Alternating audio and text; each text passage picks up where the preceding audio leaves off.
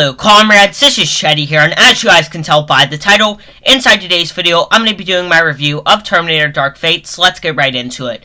So some of the reviews of this film are, IMDb gave it a 6.5 out of 10, and Rotten Tomatoes gave it a 70 out of 100. The director of the film is Tim Miller. The budget was $185 to $196 million, and so far in box office it's made $125 million. So overall, I was pretty excited to see this movie. I really liked what Tim Miller did with Deadpool, and going into this, I did have somewhat high expectations, and honestly, this lived up to all my expectations.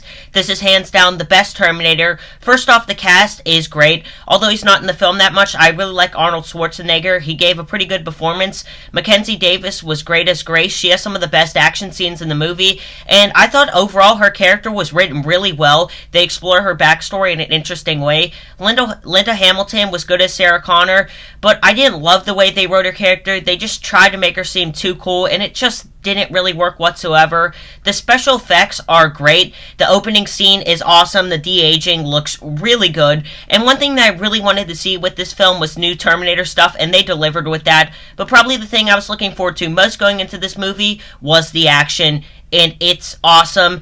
It's probably some of the best action I've seen in a while. Action-wise, I would probably put this up there with the John Wick movies. The action set pieces are great. They don't overuse CGI. And the Rev 9 is awesome. There's so many great action scenes with this character. I did feel like there was some missed opportunities.